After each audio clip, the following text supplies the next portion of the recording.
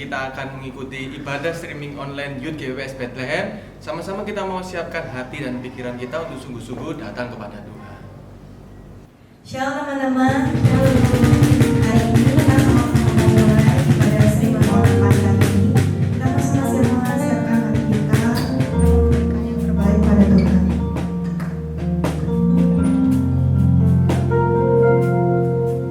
Apapun yang terjadi di dalam hidupku, selalu ku berkata, Tuhan Yesus baik.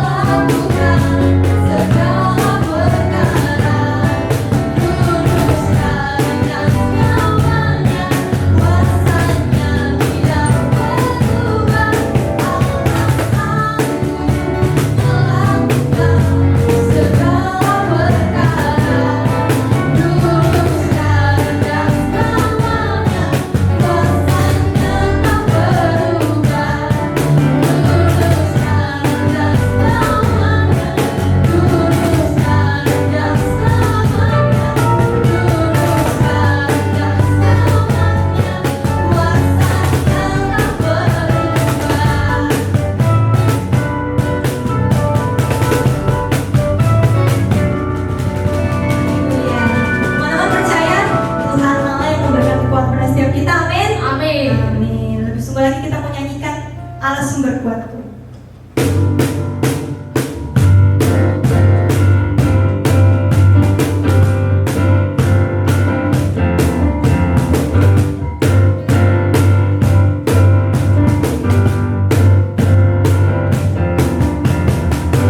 Hanya Kau milikku di surga. Ibaratku ini di bumi, hanya Engkau.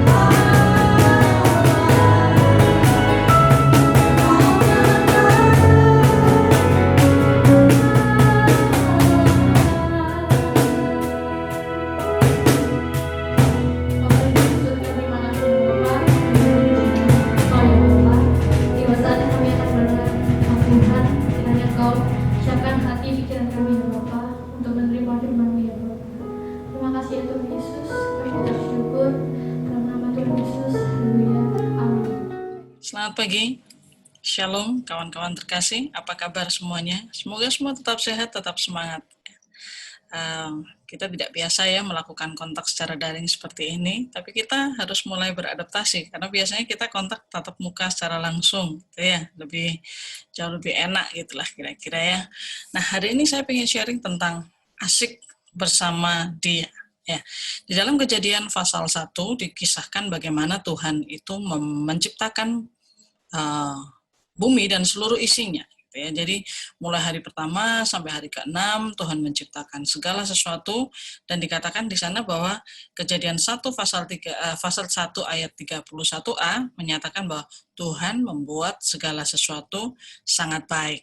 Bahwa segala sesuatu yang diciptakan untuk mengisi bumi ini semuanya sangat baik. Sampai di hari ke-6, termasuk berarti yang sangat baik itu termasuk kita ya sebagai manusia. Nah, apa yang Tuhan ciptakan itu sangat dan teramat baik, katakanlah begitu ya. Tetapi ada kalanya manusia itu memang nggak pernah puas. Nah, ya, beberapa hari yang lalu saya nonton sebuah film science fiction, ya, judulnya Ad Astra, dan rupanya saya juga suka beberapa film science fiction lainnya. Dan di beberapa film science fiction itu saya ngelihat ada beberapa metode yang dipergunakan orang-orang dalam film ya, untuk mencari sebuah kehidupan yang baru di luar bumi. Nah ini karena saya mikir gitu ya, bukankah Tuhan ini sudah membuat bumi ini demikian baik gitu. Jadi semestinya apa sih yang dicari oleh manusia gitu ya. Nah manusia itu mungkin berpikir bahwa kondisi bumi itu bertambah buruk dan nggak bisa lagi ditinggali, sehingga perlu cari tempat yang baru. Padahal jelas Tuhan mengisi seluruh bumi ini supaya manusia dapat tinggal di bumi ini. Ya, terbukti bahwa manusia itu diciptakan pada hari terakhir ya, setelah semuanya siap. Sudah ada ikan, sudah ada binatang merayap, sudah ada burung di udara, tumbuh-tumbuhan semua dengan sangat baik gitu ya.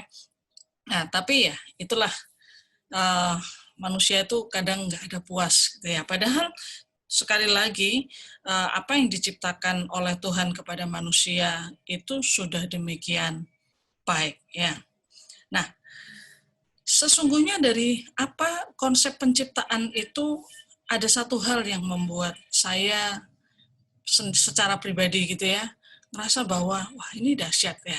Di Kejadian pasal 1 ayat 28a, di Kejadian pasal 1 ayat 28a dikatakan di situ Tuhan memberkati mereka. Mereka di sini adalah manusia. Jadi pada ayat 26 27 nanti teman-teman juga bisa lihat gitu ya, bahwa dikatakan Tuhan itu menciptakan manusia serupa dan segambar dengan Dia.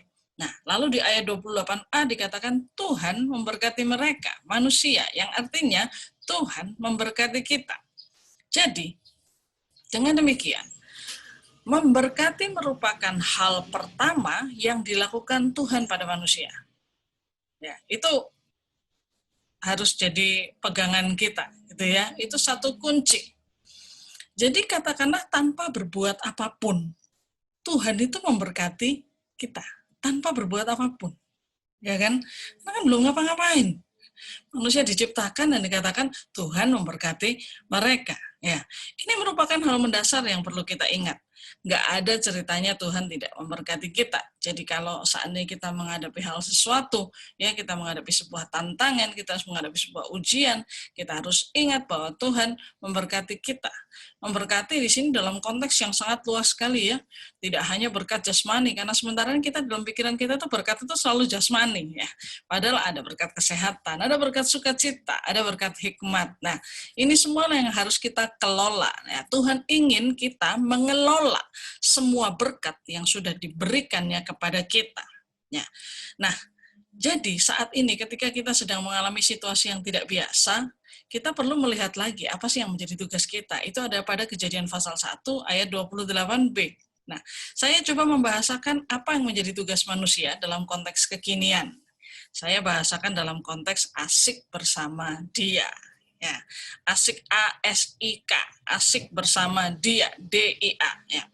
Nah, jadi dalam situasi yang kurang mengenakan, ada permasalahan yang datang menghampiri, ya kita tahu ya permasalahan itu enggak usah diundang, dia datang sendiri, nggak bakal dia ketok pintu permisi. Permisi, saya masalah mau datang, nggak mungkin ya. Nah, kita perlu mengingat satu hal, Tuhan sudah memberkati kita. Tuhan sudah memberkati kita. Nah, sekarang yang perlu kita lakukan adalah bagian kita, gitu ya. Tuhan ingin kita melakukan apa yang menjadi bagian kita. Tadi saya katakan dalam konteks kekinian, asik bersama dia. Tapi sebelumnya teman-teman boleh baca dulu di dalam Kejadian pasal 1 ayat 28b, dikatakan di situ apa?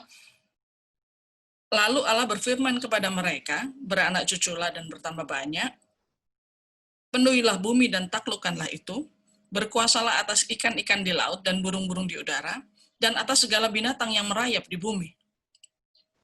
Kalau saya rangkum gitu ya, kira-kira ya, maka ini akan menjadi tugas dan tanggung jawab kita untuk melakukan sesuatu yang menjadi tanggung jawab kita, gitu ya. Nah, dalam konteks kekinian, saya ingin membahasakannya dalam asik bersama dia, gitu ya. Nah, apa itu asik bersama dia? Yang disebut dengan A adalah adaptasi atau adaptif ya. Manusia itu diberi Tuhan kemampuan untuk beradaptasi pada banyak hal. Ya, karena apa? Tuhan kasih kita hikmat. Misal saja yang paling gampang aja. Teman-teman kedinginan, gitu ya. Teman-teman kedinginan. Apa yang teman-teman dan saya lakukan kalau kedinginan? Ya, kita cari baju hangat, pakai selimut, misalnya gitu ya. Kakinya kedinginan pakai kaos kaki. Itu adalah kemampuan untuk beradaptasi. Kemampuan kita untuk bertahan. Ya. Kalau kita tidak beradaptasi, kita akan membiarkan diri kita kedinginan, terus membeku ya, teman-teman ya. Tapi kita bisa beradaptasi. Nah, sedangkan ada hal-hal di luar keinginan kita untuk melakukan adaptasi itu, tapi kita juga bisa meminta Tuhan untuk memberikan kita hikmat. Tuhan, ini mesti ngapain? Ya, kondisi kayak gini, saya mesti ngapain? Nah, yang kedua, solusi. Ya, solusi. Ya, memang ini jadi pertanyaan, selalu jadi pertanyaan gitu ya. Kita ini mau jadi bagian dari solusi atau mau jadi bagian dari masalah? Ya, kita mau jadi problem solver atau mau jadi troublemaker? Memang tinggal itu aja sih pilihannya ya. Kalau teman-teman dan saya memilih untuk menjadi problem solver, ya kita bisa kok memikirkan solusi-solusi yang terbaik untuk mengatasi masalah ini. Mungkin terbaik dalam ini ya, dalam tataran kita ya, enggak apa-apa gitu. Oh, kita misalnya ada orang yang membutuhkan gitu. Kita nggak bisa. Tapi kita punya channel, kita punya cari-cari informasi, oh ini mungkin bisa dibantu oleh ini, dan sebagainya. Jadi kita bisa saja jadi penghubung, networking gitu ya. Jadilah bagian dari solusi. Tidak perlu bersungut-sungut, tidak perlu berkeluh kesah. Wah kok kondisinya begini gitu ya, ini sulit sekali, nggak enak gitu.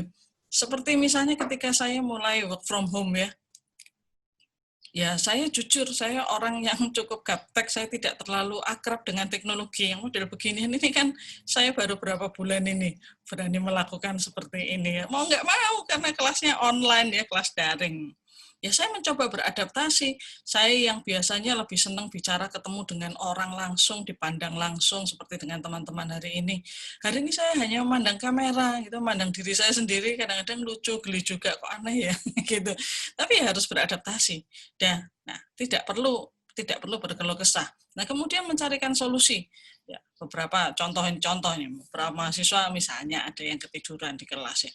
Ya sudah, tidak perlu marah-marah ya, karena saya sendiri juga berpikir bahwa ini situasinya tidak sama seperti dulu gitu. Tapi tetap diingatkan ya, dicarikan solusinya gimana. Oh, saya mesti nyemangati mereka. Oh, saya kalau ngajar mesti banyak bercanda supaya tetap konsentrasi gitu ya. Dicarikan solusi lah. Saya percaya kita semua pasti bisa melalui situasi-situasi yang mungkin kurang mengenakan bagi kita semua gitu ya. Saya percaya Tuhan sudah kasih kita hikmat supaya kita bisa menjadi bagian dari solusi. Ya, kemudian yang ketiga ada inovasi. Tuhan menciptakan manusia itu serupa dan segambar dengan Dia. Betul begitu ya? Setuju ya?